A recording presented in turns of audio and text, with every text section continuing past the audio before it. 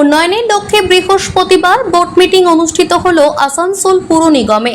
উপস্থিত ছিলেন মেয়র বিধান উপাধ্যায়, পুর নিগমের চেয়ারম্যান অমরনাথ চট্টোপাধ্যায়, মেয়র পারিষদ গুরুদাস চট্টোপাধ্যায় সহ অন্যান্য কাউন্সিলররা।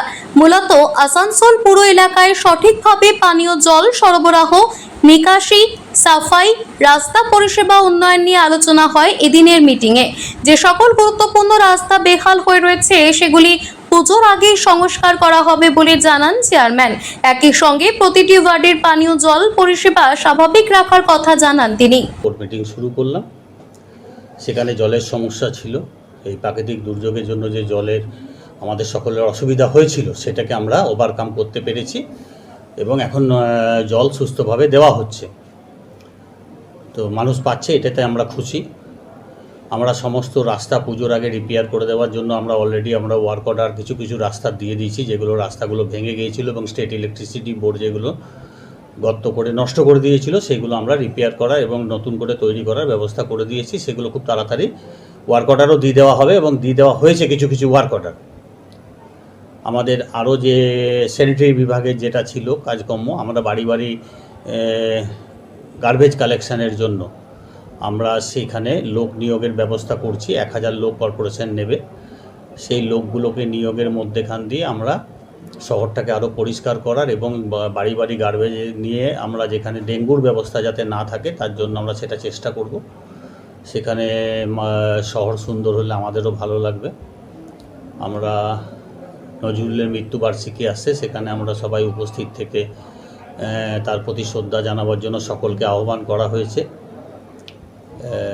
আগামী দিনে আমাদের যে আইজিগুলো তৈরি হচ্ছে, ভূতাবুড়িতে, আমাদের কালাজড়িয়াতে, আমাদের ডিহিকাতে, আমাদের ডামরাতে, এই সমস্ত আইজিগুলো যাতে তাড়াতাড়ি আমাদের কমপ্লিট হয়ে যায় সেই জন্য বিশেষভাবে নজর দেওয়ার জন্য আমরা দায়িত্ব দিয়েছি এবং গতকাল মিটিংও করা হয়েছে আমাদের। সেই পরিপ্রেক্ষিতে যাতে তাড়াতাড়ি আসানসোলের মানুষকে জল সরবরাহ করে দেওয়া যায় এপ্রিল মে আগে, গরমের আগে।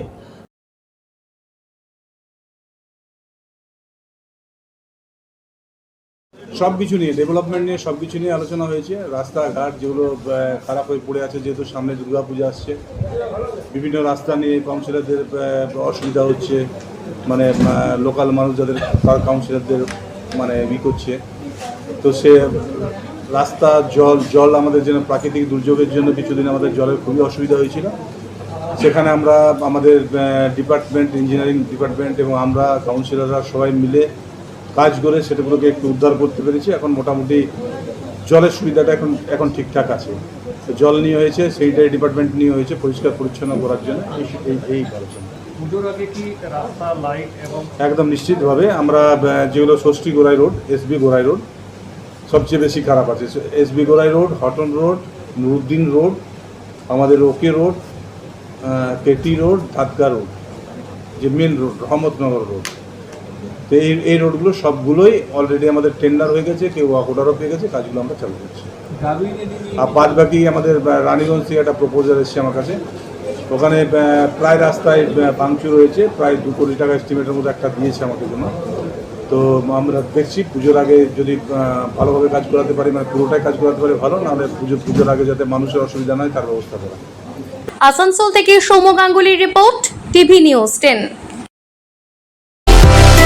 সুলভের সঠিক চিকিৎসার একমাত্র প্রতিষ্ঠান বিবেকানন্দ হসপিটাল।